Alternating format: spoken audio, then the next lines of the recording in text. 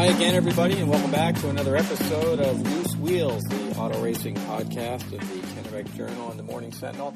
I'm your host, Travis Barrett. I'm the auto racing writer at the aforementioned newspapers, and we're glad to have you along once again, episode number 6. It comes at a really, really busy time of year as we are into, or just shy of the month of July. 4th of July usually means a busy time of year for racing. In some ways, I guess all the rainouts last weekend at Beech Ridge and Oxford and Wiscasset probably did everybody a little bit of good. They can kind of collect their breath and get ready to go forward, because we're going to be busy this week. We've got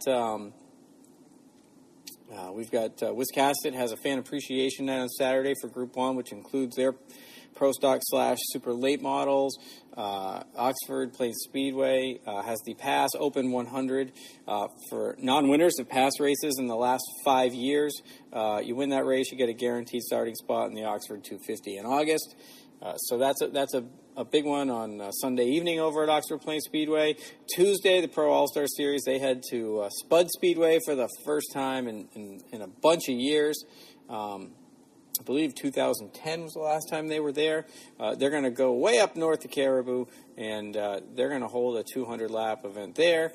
And then, just when you think you're winding down, you're getting through all this kind of stuff, Beech Ridge is going to have their Miller Lite, their annual All-American celebration mixed in. And then, before we even get to that, then next Saturday night, I think that would make it July 7th. Pro All-Star Series is back in action at Beech Ridge Motor Speedway for a 150-lap event. So if you can't get your racing fix here over the next few weeks, I'm not sure you're going to be able to get it. We, CentralMaine.com/sports will have you covered. We're going to be at Wiscasset Speedway on Saturday night and at Oxford for the Open 100 on Sunday. We're going to be covering those races. So we're looking forward to kind of...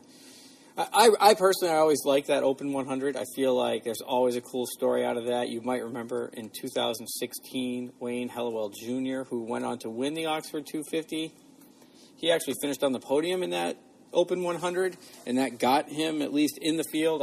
He ended up qualifying on his own anyway, but that was a big deal to kind of springboard his summer after he was coming off some health issues to win that race. So, really cool story there. And then, I want to encourage you to subscribe to Loose Wheels on iTunes. You can find us. Search for Central Maine Sports Podcasts. That's where you'll find us. You can follow me on Twitter at TBarrettGWC. Happy to have you along, especially during the coverage of live events. Anything we can help to get you for information. We got a really good show this week. We're going to talk to a couple of super late model drivers. We're going to talk to Reid Lanpher of Manchester. He won the Granite State Pro Stock Series event over at New Hampshire Motor Speedway on Sunday. First career win for Reid, who is piling up wins, in his super late model career. He's a track champion, a NASCAR Wheel and All-American Series champion at Beech Ridge. We're going to talk to him about his first career win over at New Hampshire over the weekend. And we're also going to talk to Travis Benjamin, two-time Oxford 250 winner and two-time Pro All-Star Series champion, as he gets ready for this busy stretch of pass racing. He's also talked a little bit about Wiscasset Speedway, and somehow how racing has changed over the last couple of decades for him. So I think that it's a couple of interesting conversations. I think they're fitting guests to have as we kind of get rolling into summer. So I think we should just get started. You don't want to hear me talk. Let's start with Reid. Here's Reid Lanpher, winner of the Granite State Pro Stock Series 100 over at New Hampshire Motor Speedway this weekend. So, welcome back. We have Reid Lanpher on the phone. Reid, thanks for agreeing to do this. It's good to hear your voice on the other end of the phone. Well, thanks for having me. Let's just jump right in and talk about winning the Granite State Pro Stock Series race at New Hampshire Motor Speedway on Sunday. That's your first career win at New Hampshire. That had to feel pretty special. Yeah, first win on the big oval there. It was very special for sure. It was Kerr gave me a good car, and we were able to be there the only lap that matters, I guess. Is that a place that you have wanted to win for a long time? And the reason I ask is I know certainly guys that have been racing a lot longer or who are a lot older than you are have remember the days of when NASCAR first came to New Hampshire and when the track was first built. I wonder, from your perspective, what has that racetrack meant to you? Has it had any special significance for you? Yeah, I mean, it does. It's just cool that it's New Hampshire, but what probably has the most significance, I never really was there for the big scene when it used to be a lot bigger deal than it was now for NASCAR weekends and stuff like that. Going to Loudon, watch the Mars, everything. That used to just be a huge deal, and my dad used to go every year with his friends for a long time, quite a stretch. Yeah. And he always talked about it and how cool he thought it was, and he'd love to see me run there someday. So if there's any significance at all, it's how much it probably means to my dad. And I mean, it means a tremendous amount to me as well. But just because I know that place is special to him, because he's been going there for so many years, watching the races, and now to be able to have his son win there must be pretty cool for him. And I mean, track has a lot of significance to me as well, but more so in that aspect, just because of his long-time following for there. Because he wasn't the type of guy at the time. He was a hard worker. He never had to go to short tracks on a regular basis. It was kind of more so an annual thing. While his friends get to go to Hampshire Motor Speedway, and so it's really cool. It feels great to be able to have had a good run there for him. And I'm sure for your crew chief, Jason Ricker, I'm sure he enjoyed that win as well. Yeah, certainly. Jason puts a lot of time, effort into the whole our whole racing team, and that car especially. We did a lot of work, and we hung a new body on it, did a lot of stuff just this race, and so he put a lot of time into it. And aside from that, just wanting it because of how much time is invested, I mean, it's just he's been down the racing scene for a while and always looked up to Loudon as kind of that next step above from your Oxford, your Beechridge, and stuff like that. So what's it? Yeah, what's it like to race these cars at New Hampshire? I'm trying to remember when. I know it's been a few years, but I remember the first time. I remember the first time, like, the American Canadian Tour late models went, and for short track guys, it was such a different animal. From the driver's seat, how different is a place like New Hampshire versus the Beechridges and Oxfords that you guys are most familiar with? It is a whole lot of fun. Beechridge and Oxford are so similar. We find ourselves racing there so much. When you get to step out of the box and run a place like this, it's just the coolest, funnest thing ever. As far as driving it, it's wild. These cars are so light, have so much downforce from their bodies. I mean, it's a lot of grip. It's really fast there. We ended up, the McCreary tires that they had us on were a little bit wider. I'd say a comparable grip to the Hoosiers we were on a couple of years ago when I was there. But it's fast. I mean, when you're talking, the guys were scuffing in at 29 second lap times, and I think, I can't remember what the Cup guys were at, but I don't think it's much faster than that. No, it's not. And, I mean, you're just getting through the corners really good. More so, and the bodies and the weight is to take credit for that. So, I mean, you can sail it into the corner. I mean, you're driving down the straightaway, and you are full throttle, down stop for that limiter, turning the car into the corner and then lifting. It's a wild feeling. It's not like a normal track where you lift and then kind of do your corner thing. You can really sail it into the corner here. And you certainly, and you feel that speed, huh? Like you have a sense of how fast you're going around that place? Yeah, it's weird. I mean, especially when you're running like beside somebody. I mean, it's deceiving because you're at a relative speed to them. But I don't know. I don't even, to be honest, I don't even know how fast we were going there. I assume it was over 150 miles an hour. I honestly have no clue.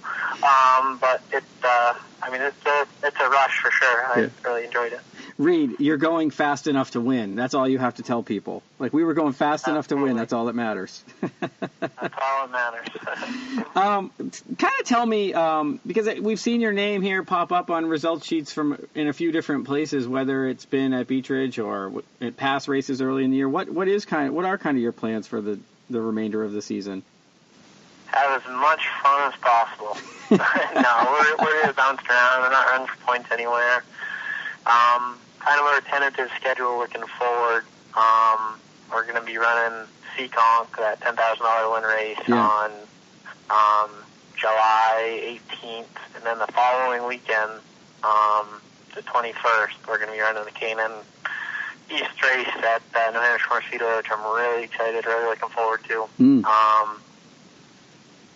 Skip ahead 2 weeks from there, tentatively the past race at Oxford. We're 50-50 right now if we're going to do Lee the following Friday. Yep. Just looking here in August. We probably will do a couple Oxford shows, weekly races before the 250. Yep.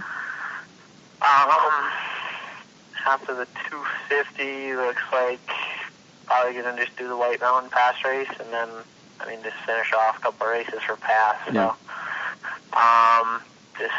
I don't know, we're just going to kind of play it by ear. If a race pops up that we're interested in, we think it would be a good time, the crew wants to do it, everybody's available, we're probably going to spring on it, but it's just kind of where we're at right now. It's amazing to me, if you go back to when you were, 14 years old and you're doing the junior motorsports deal and you're going down south and you're running those late models, did you ever imagine that, like, half a decade later, you'd be looking at racing as, we're just going to go do this for fun? Because I'm sure you didn't feel like it was always fun when you were in that pressure-packed kind of situation. Yeah, I was lucky. I always had found enjoyment at it. And I wasn't, I'm lucky. My dad's like a wicked laid-back guy, and, like, we do it for fun. We don't do it like some kids and their parents that just are so into it and yelling and screaming and stuff like that. That's not how we are. If anybody knows us, we just kind of go to the track and do the best we can and try to have some fun racing. So I haven't really, the stress hasn't outweighed the fun factor throughout any of my career. But now especially, we're just not going to get tied up in points. We're not going to run conservatively. We're running for wins. We're just kind of just going for it when we get to the track, and I got a really good crew.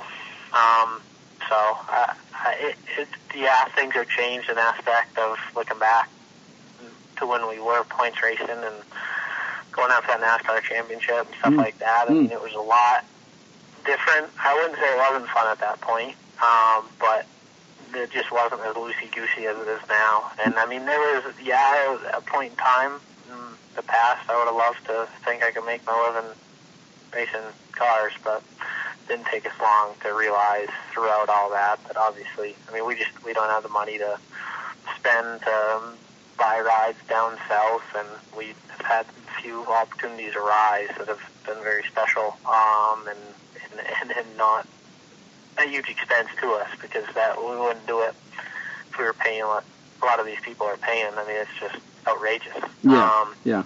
And we have some great sponsors behind us, and at this point, we're just looking to have fun with it. And I'm not looking to go out and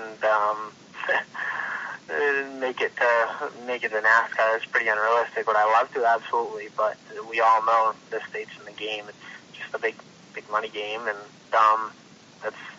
I am very lucky to have a good opportunity run one of my family stores here in Turner, and able to learn a lot doing that. I really enjoy it, and that's where my primary focus is outside of racing right now. So it's just racing isn't 100% of what consumes me every day, all day. So I think your dad told me last summer that I don't know if he worded it this way, but I think he said if he had any complaint about you is that you almost work too hard. Like you don't stop and enjoy anything. But I remember a little Reid Lanpher in high school who was kind of the same way, who was totally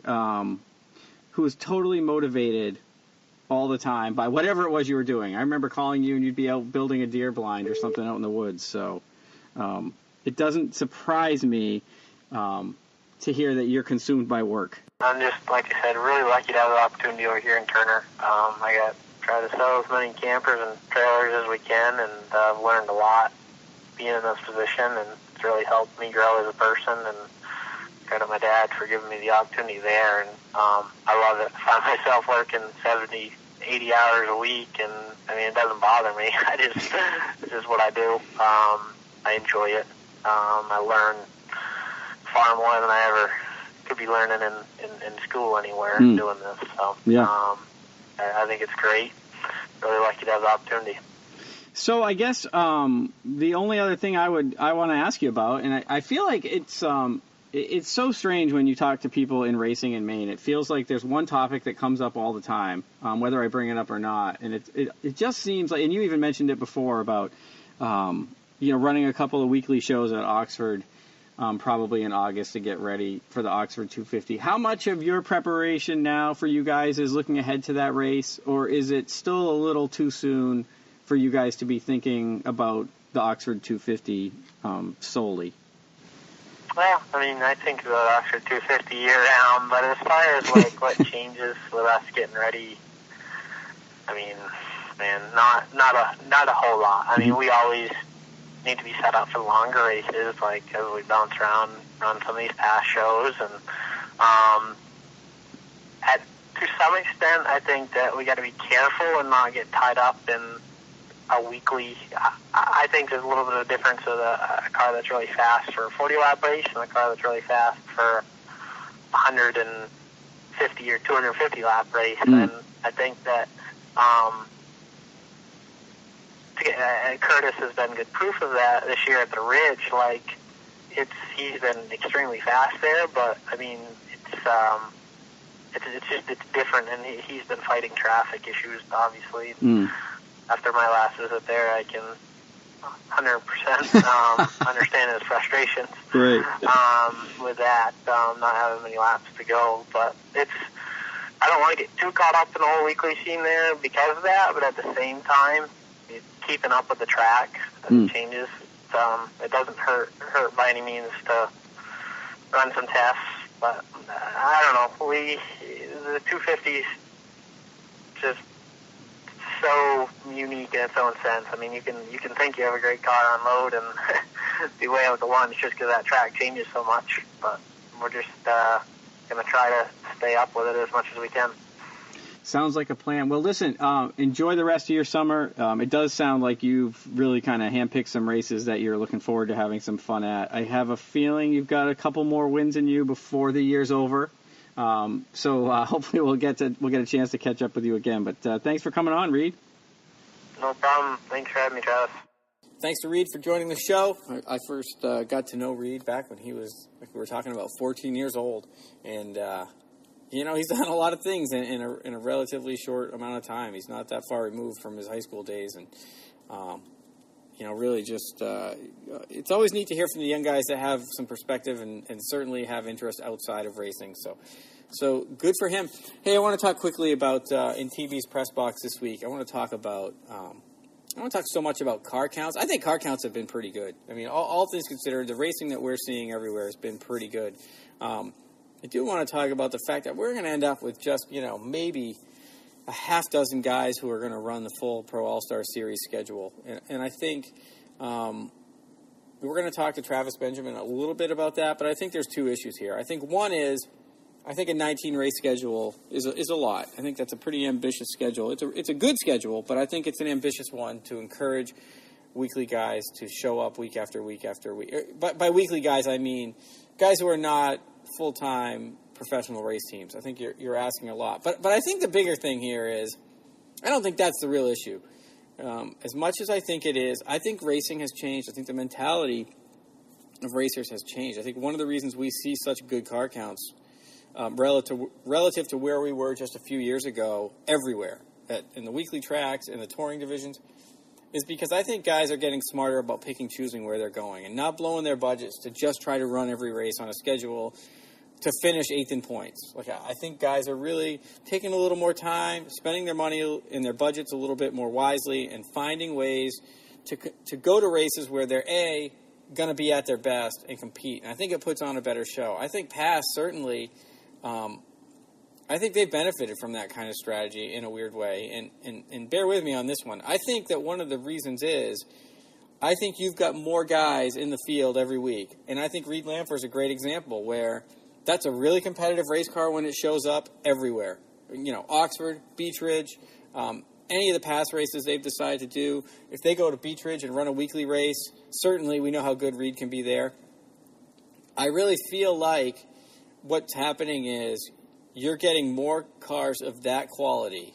You're getting the Kurt Garys of the world showing up to run a pass race at Oxford, capable of winning. And I think you've got now, when you get that 24-car field, 28-car field at Oxford Plains Speedway, you've got 20 guys that are really just worried about winning that race. And I think that makes for a much better product at the end of the day. So I think we got to kind of look at it a little bit differently, right? It's not 15 years ago anymore. The economy changed things a while back, and I think teams have gotten smart about how to rebound from that.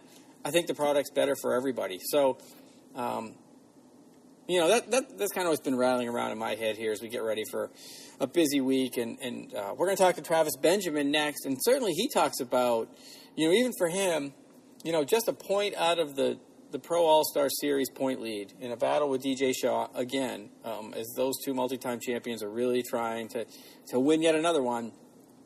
But they're only racing a handful of cars, but I don't think that's the problem. I mean, Travis still looks at it, and he's gonna tell you, like, kind of a week-to-week thing for them, which you don't really think of that. So, anyway, had a really good time catching up with Travis. I've known him for a long time. I first covered him back when he was running the old Busch North Series, which then became the Camping World East Series, which is now the K&N Pro Series East. So certainly have a lot of history with Travis. I think his first Oxford 250 win was one of the most popular Oxford 250 wins that I have ever covered, and that's saying something because there's been a lot of feel-good stories out of that race. But I think that first one in 2013, 5 years ago, was a really, really neat deal. It was the first time, or the first time in a long time that a main driver had won the race, so that was a big deal. He weathered that drought a little bit, if you will, for everybody, and so I think it was popular. And I think Travis's dad is a really popular guy, especially in the Pro All-Star Series pit area every week, and so everybody was happy for that team. So let's catch up now with Travis Benjamin, the two-time Pro All-Star Series champion and two-time winner of the Oxford 250 on this week's Loose Wheels. So we're here with Travis Benjamin, a two-time past champion and a two-time winner of the Oxford 250. Travis, I know summer is starting to get really busy, so thanks for taking a few minutes to do this. Yeah, thanks for having me, man. You bet. I guess I want to start with you guys have, tell me about how your season's going. I guess that's probably the best place to start. I know you've got a win at Star Speedway this year, and that 7-car seems to be kind of in the mix every week. Do you feel like you're in the mix every week? Yeah, we've been pretty good. Yeah. The last 2 or 3 weeks, I wrecked over the Thunder Road, which I thought we had a really good car over there, and we got a new car this year, so we're still trying to figure it out. Oxford, we've actually run pretty good. I don't think our car has been nearly as good as it has in the past over there, so I still think we got some work to do there. It seems like the flatter tracks we haven't run great on, but the track system banking, it seems like we've been better this year. So yeah. Kind of reverse role. Like I said, it's a new car, so we're still trying to figure it out. And like I said, I wrecked it over Thunder Road, so Bangor we weren't. I didn't think we were as good as we needed to be, but it was kind of like starting over again, Right. Is it, we were talking before a little bit, but I wonder, there's not, with the schedule what it is, there's a lot of races, and there's only a handful of guys that are running every race. Has that changed whether it's your approach to how to win a championship, or do you feel like you're just racing a few guys every week, or does it kind of free you up to really chase wins a little more than you might have? I guess in the big picture, I just sort of wonder how you approach a season with so many races and a half a dozen guys that are really running for points. Yeah, I see crazy in my opinion. Yep. Like this weekend. This week coming up, we go to Split on Tuesday, and then you got to turn around and be back in Beech Ridge on Saturday. Mm. So you got to have full-time people, and there's not many teams out there that can afford that. And So, to be honest with you, we're taking this one race at a time, and we are kind of chasing points. I think we're 1 point behind now. We were leading up till last weekend, but we're taking about one race at a time, and I'm not, if something goes wrong, to be honest with you, we've used, I got to thank Mike Hopkins for letting me use his car 1 week, and then Dave Fram, a buddy of mine out of New Hampshire, he let me use a car. So we got to race the same car all year. So we're honestly, if something happens to this bud, we might not be at Beach Ridge, and that's kind of how we're playing it. We're probably going to put our best efforts up to the 250. Yeah. That's kind of my goal for this year, is to be strong at the 250 again this year, and then after that, you might not see as much. It's amazing to me. I talked to Reid Lanpher earlier, and we were talking about. I feel like even though it's still technically not July yet, granted we're only a couple of days away, but even in June, mid-June, teams are still talking about the Oxford 250. It just feels like that's the race that everybody's entire schedule gears toward. No matter when on the calendar that race falls, that's the race everybody wants to be at their best for. Yeah, that's, for when the first year we won that, both years we won it. You get so much recognition for it. I had phone calls for 3 weeks straight. My phone never stopped ringing. It was a great problem to have, and then we won the championship last year, and I don't think I got 2 phone calls. So that Oxford 250, nobody knows when you win a championship on pass. Yeah. But they know when you win the Oxford 250. Everybody knows when you win the Oxford 250, and I've been, fortunate to have great people behind me. And then, I'm excited for this year. Like I said, I don't think we're as good as we have been in the past right yet, but, the guys on Pettit's team, they work so hard. And Mark and that whole crew, they'll have it figured out. I think we'll be pretty strong that weekend. I have a sneaky suspicion that, you'll probably be on the short list of favorites by the time it rolls around. I can't, maybe I'm getting old and the years go by so fast, but I was looking at it this morning. I can't believe it's been like 4 years since the last time you won it. Like, to me, I feel like, wasn't that just like, 2 summers ago that he showed up and had the best car? And it's really amazing to me that the way the years go by. Do you feel like every year you've shown up in the last 5 years that you've had a car capable of winning? Yeah, I really have. Yeah. Growing up as a kid, I sat in the grandstands and watched that race and watched, Waltrip and Jeff Gordon and all those guys race that race. And that, to be that strong in the last 4 or 5 years, I kind of feel like we gave one up there when the year Hallowell won it.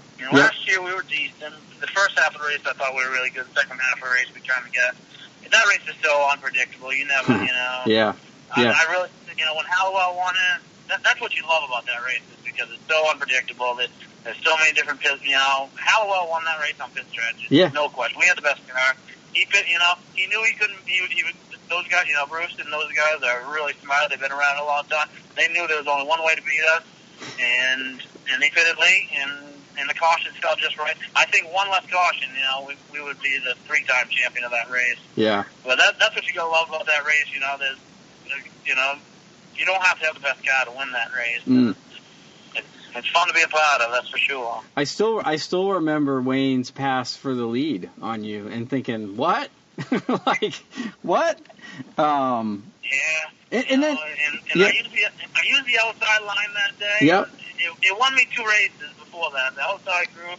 So after I was kind of kicking myself, but you got to stick with what worked for you, Right. I feel like you've been doing this long enough. You should know when the track is changing, though, Travis. Like, shouldn't you be? Well, I know. I'm not trying to kick you. I'm not trying to kick you anymore. Yeah, thanks a lot. Yeah, hey, no problem. That's what I'm here for. That's what I'm here for. Do you and I think like last year's Oxford 250 to me was a strange one in that because there were so many cautions and everybody waited, it really broke down into everybody's just pitting halfway through this race. And it wasn't that it was, to me, it just wasn't as interesting as past Oxford 250s. There was just something about the way that the pit stops and the caution flags fell that kind of, like when Curtis got out front late, I felt like, well, everybody's already pitted. There's not much anybody can. And his car was so good. Last year I thought was a kind of a weird one. Did it feel that way to you? Like, did it feel weird when you were running it? Yeah. The track seemed to have changed last year. Yeah. It didn't seem like the outside was as good as it had been in the past. Mm. And yeah, I mean, it seemed like everybody pitted at once, and then I can't really remember them. We got spun around there at one. Yep. I thought we had it cleared. I think if we had it cleared, I don't think we had anything for third, but I thought we had something for the top, 2 or 3 there. Yep. There wasn't many cautions. I mean, there's a lot of cautions, I think. I can't remember at the beginning, but there didn't seem to be many at the end. So, right. So everybody kind of picked at the same time, so there wasn't much pit strategy, Yeah. Definitely. That race is tough because you want to be the leader, but you really don't want to be. That's kind of what happened when Hallowell beat us. We were so dominant. Mm. You want to lead every lap just because there's a lot of money invested. But it puts you in a hard situation because we kind of, we stuck with our strategy, but Wayne changed his. And last year it didn't seem like there was that you had much choice. Yeah, I didn't think you did. I didn't think anybody did. It was really, like I said, it was kind of odd. So, okay, we talked about the ones that got away, but what do you remember, or do you just naturally remember the ones that got away better than the ones that you won? What stands out about the two that you did win? Yeah. So, see? It's not just my fault. Nothing will ever get better than, as far as in my racing career as winning those two races. And I really, I always look back and smile. But yeah, the one that got away, that does hurt, especially as good as we were that day. Yeah. It'd be one thing to be lucky, but that day we were really, really good and kind of let it slip away. But the two we won is, the first one I just remember winning. We won the week before that. Yep. So I knew, like I said, that's the race that you always grow up dreaming of, especially being from New England. Mm. So I knew I had good chances, and like I said, everything has to fall just right to win that race. We pitted, the first one we pitted, and my pit crew did an awesome job. We were first or second, and then we pitted. And you think you're going to be like 20th. You're nervous, but everybody behind us pitted. Yeah. So when we come back out, we were like 6th or 7th, and we were leading it again in 5 or 6 laps. Yeah, I remember that. So everything just worked out perfect. And then the second one that we won, there was a caution with like 40 to go, and there was a lap car in front of me. I'll never forget it. And, and you think, oh boy, what are you going to do? You're going to get taken back. Well, it worked out perfect that we got, when the green come out, I got by him, and it put us back in front of Austin. I think Austin was leading that race. And yes. When he pitted, he still come out in front of us. It put us in front of Austin, and at that point, Austin was chasing us. Right, yeah. And instead of us chasing him, so it kind of changed your whole perspective of the race. Yeah. Because once he started chasing us, I don't think he was as good. Mm. There is something to be... No, go ahead. It's unbelievable. Yeah, there is something to be said about how just the mentally, if you're out there and you're setting your own pace and cars are getting out of your way, and man, it's a lot different than being that guy. And you might be just as fast or even a tick faster, but when you're the chaser, it's, boy, that's a strain, because the laps are clicking off, right? And when you get down to that stage in the race, the cars are good. Like, the guy in front of you is good. And so like, oh, this is not where I want to be right now. Exactly. And Oxford's a tough place. It's a tough, it's probably the tough, when you're not set in the pace, it's tough. Mm. Yeah, I can see that. To be that guy chasing, and you're trying to you're trying to drive harder than the guy in front of you. It's tough. Yeah, you can't do that. I did some research this morning. You want to hear? I found a really surprising Travis Benjamin statistic. Are you ready for this? All right. And now, granted, yeah, it's not that bad. Okay, well, so I was looking at your Busch North Series / now the K&N Pro Series stats, and so you ran like partial schedules for 5, 6, 7 years, whatever it was. In 40 races, you only had one top 10 finish. Do you know where that was? Watkins Glen? Was it Watkins Glen? No, it was Beech Ridge, which I was shocked because I thought, I don't think that view is like, you haven't always loved Beech Ridge. I'll tell you what, that was I think that was my last Busch North race. Yeah. You know, and it was the one time in my whole Busch career, we ran one race that year. Yep. And that was the only race, so I put every freaking penny I had into that one race. Into that race. And in practice, we were second. I think we qualified fifth. In the race, we were on top 5, and then I spun going in the pit. And we still come back out, and we started 10th. I think where we ended up finishing, I think 5th or 6th, didn't we? Yeah, something like that. Yeah, I'd have to double check it, but yeah, I mean, I kind of kicked myself for that too. I wish, man, I wish I hadn't. As you get older, the things yes, you wish you knew. Amen. Amen. Yeah, so I wish I would have, picked 5 to 10 races each year. I think that would have went much better than it did. But I think in those days, look at us, like, God, we are getting old. But I think at that time, right, like in the mid 2000s or early 2000s, I don't think people raced that way. Like, you committed, and that's what you did, right? You didn't see what you see today with guys just kind of bouncing around series to series, track to track. I feel like you either ran it or you didn't then. Maybe.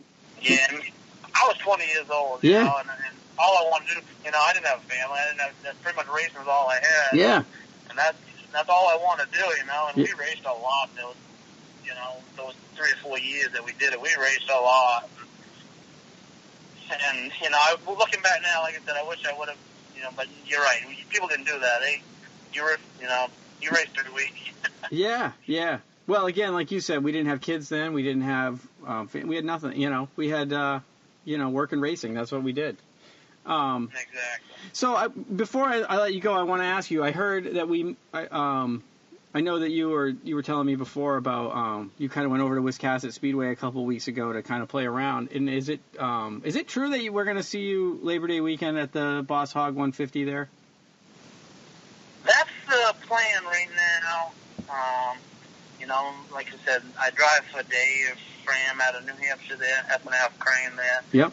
Every once in a while, and we might go over this weekend even. They got that qualifier for down Seekong. So we're thinking about going down there, but I'm not 100% sure what's going on yet because like I said, we race Tuesday and then Saturday. Right.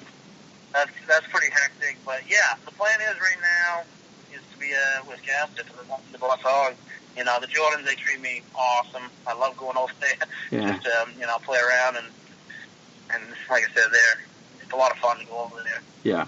So I guess before I let you go, tell me about going back to Spud Speedway. I'm going to assume that the drive up there is not what you're looking forward to most, but you must have gone to is it 2012 the last time Pass was there? I think it's 2010. Okay. I'm pretty sure. We went there, and I was driving for Richard Moody back then. Yep.